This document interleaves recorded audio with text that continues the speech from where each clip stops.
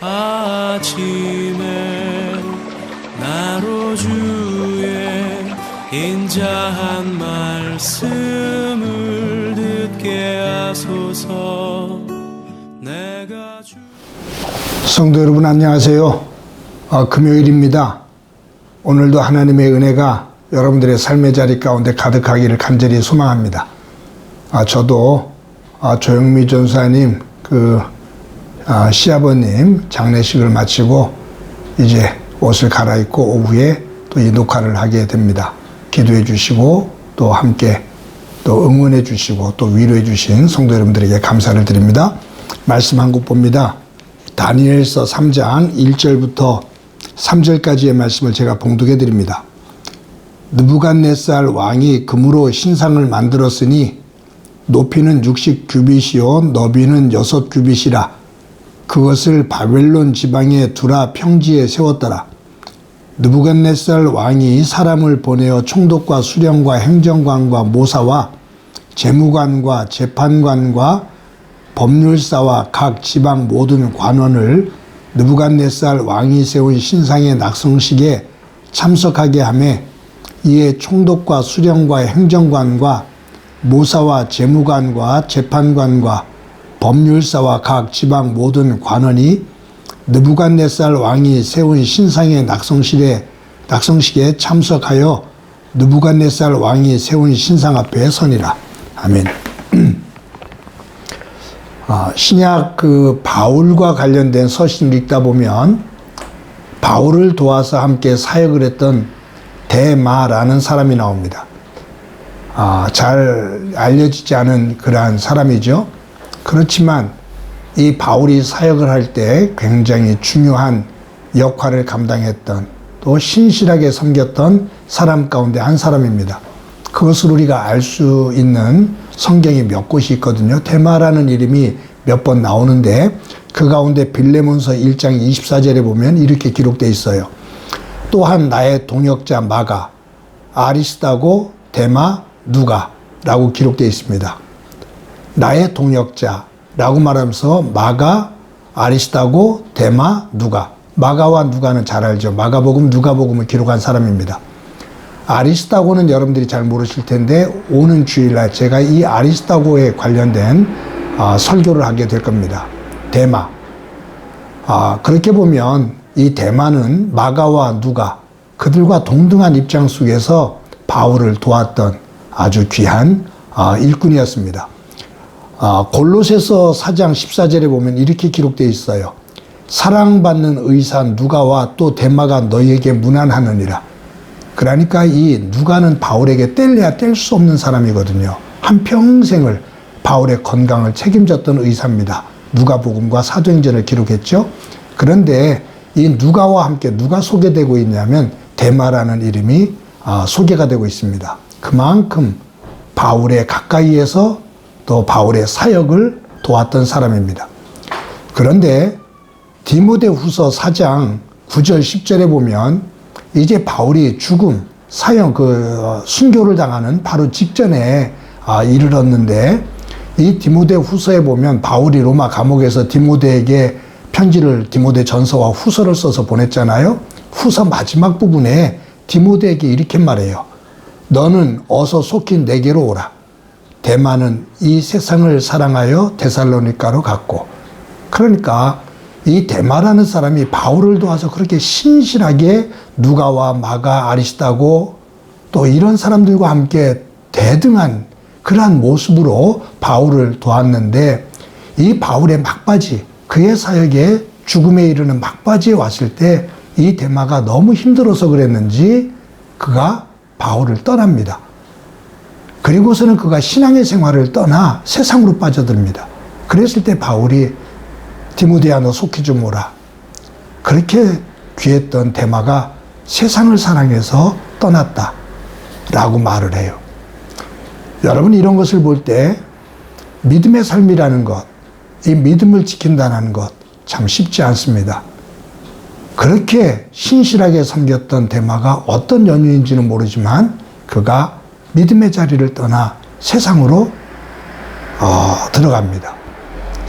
그렇게 볼 때 우리가 한순간에 열정을 가지고 섬기는 것도 좋지만 더 중요한 것은 그것을 꾸준하게 어제와 오늘 동일하게, 내일도 동일하게 그 자리에 있는. 그래서 우리가 보통 그 사람 참 진국이야, 진국과 같은 믿음이야 라는 그런 표현을 하는데, 그냥 항상 그 자리에 있으면서도 항상 신실한 그 모습이 귀한 믿음이다 라는 거예요. 저는 오늘 본문에 나오는 이 느부갓네살 왕을 보면서 대마가 떠올랐습니다. 왜냐하면 여러분과 제가 지금 다니엘서를 큐티하고 있는데, 다니엘서 2장 후반기를 보면 이 다니엘을 통해 갖고서 느부갓네살 왕이 자신이 꾸었던 그 꿈의 내용을 알게 되고 그 해석을 듣게 되잖아요. 그때 깜짝 놀란 느부갓네살 왕이 다니엘에게 뭐라고 고백을 하냐 하면, 너의 하나님은 참으로 모든 신들의 신이요 모든 왕의 주제시로다. 네가 믿는 하나님은 모든 신들의 신이시다. 모든 것들을 주관하시는 분이시다 라고 고백을 합니다.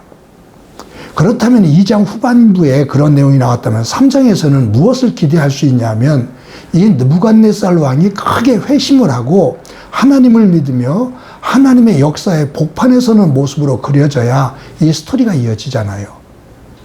그런데 오늘 우리가 이 큐티 본문이 되어지는 이 3장 1절부터 12절에 보면 느부갓네살 왕은 여기에 두라 평지에 큰 신상을 세웁니다. 한 27m에서 30m 정도 되는, 우리 아파트로 보면 한 10층 정도 되겠죠. 그 크기의 신상을 만들어 놓고 모든 바벨론 사람들에게 절을 해라. 그 신상에게 절을 해라. 만약에 절하지 않으면 죽이겠다라는 얘기예요. 우상을 만들어 놔요. 그런데 그 신상이 어떤 모양이냐 하면 자기가 꿈에서 보았던 그 신상의 모양이에요. 그것을 크게 세워놓고 모든 바벨론 사람들에게 절을 하라고. 절을 하지 않으면 죽이겠다고 말합니다. 어떻게 이런 일이 벌어질 수 있지? 2장 후반 끝에서는 하나님이 모든 신들 중에 신이라고 그렇게 찬양을 했는데, 신앙 고백을 했는데, 어떻게 3장으로 넘어오면서 이와 같이 우상을 만들어 놓고 그 하나님으로부터 더 멀어지는 모습을 취할 수가 있지? 어떻게 이럴 수가 있나? 라고 생각할 거예요. 그런데 자료들을 쭉 찾아보면 이 2장에서 3장으로 넘어가는 이 사이가 한 장으로 넘어가는 것이 아니라 최소한 5년, 더 길게는 10년 정도의 사이가 있습니다. 그러니까 이 느부갓네살 왕이 다니엘을 통해서 하나님에 대해서 느끼게 됐을 때 신앙을 고백하지만, 시간이 지나면서 그 하나님에 대한 고백, 그것이 자꾸 사그라드는 거예요. 녹쓰는 거예요. 무너지는 거예요. 그러고 나서는 우상을 세워놓고 자신이 그 신의 대열에 서는 것으로 착각을 하는 교만을 떨게 됩니다. 서론 부분에 대마에 대해서 얘기했죠. 그 대마의 모습이 어떻게 보면 느부갓네살 왕의 모습입니다. 더 깊이 들어와 보면 대마와 느부갓네살 왕의 이러한 변질되어지는 신앙의 모습이 저와 여러분의 속성 속에도 있다라는 것을 우리가 깨닫게 되고 고백하게 됩니다.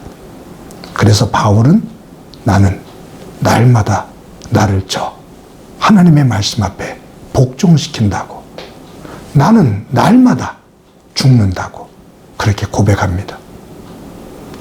하나님 안에서 나를 쳐서 복종시키는 것, 한순간의 열정과 뜨거운 고백이 아니라, 그것도 소중하지만 그것이 그냥 사그라드는, 식어버리는 그 모습이 되어지면 도리어 더 추해지기도 하고 하나님의 영광을 가리기도 하는데, 우리의 믿음이 꾸준한 반석과 같은 어제와 오늘이 하나님 안에서 동일한 모습으로 세워지는 신실한 믿음의 사람이 되어지기를 간절히 소망합니다. 그러한 믿음의 삶으로 오늘도 승리하는 은혜가 있기를 주의 이름으로 간절히 축원합니다. 기도합니다. 하나님, 저희들 오늘도 또 하루를 살아갑니다. 데마와 느부갓네살 왕이 한순간 뜨겁게 고백하며 하나님을 사랑하는 것처럼 살았지만 어느 순간부터 꼬꾸라져서 도리어 하나님의 영광을 더 크게 가리는 모습을 봅니다. 이와 같은 속성이 우리에게도 분명히 내재되어 있는데 바울처럼 나를 잘 다스려 나를 쳐 하나님의 말씀 앞에 복종시키며 주의 사람으로 굳건하게 서는 은혜가 있도록 도와주옵소서. 성령님 오늘도 인도해 주옵소서. 예수님의 이름으로 기도드립니다. 아멘.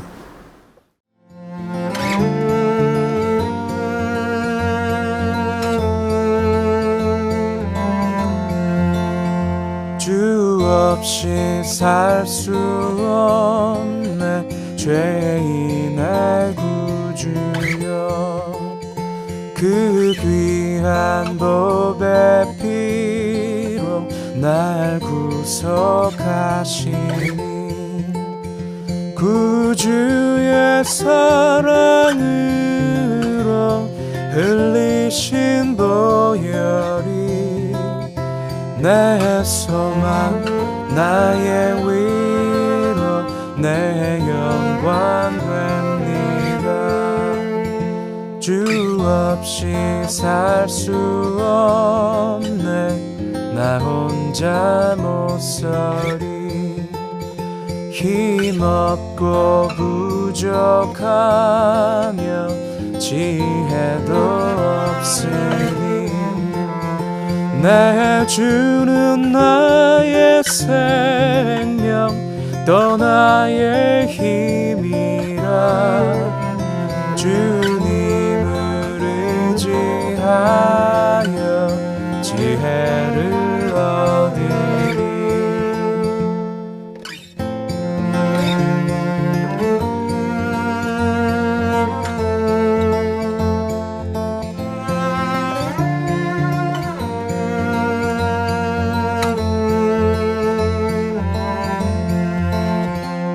주 없이 살 수 없네 내 주는 아신다 내 영의 기쁨 간구 마음의 소원을 주밖에 나의 마음을 위하라 주리요 내 맘을 위로하사 평온케 하시네 주 없이 살 수 없네 세월이 흐르고 이 깊은 고독 속에 내 생명 끝나도 사나운 풍랑일 때 날 지켜주시고 내 곁에 계신 주님 늘 힘이 되시네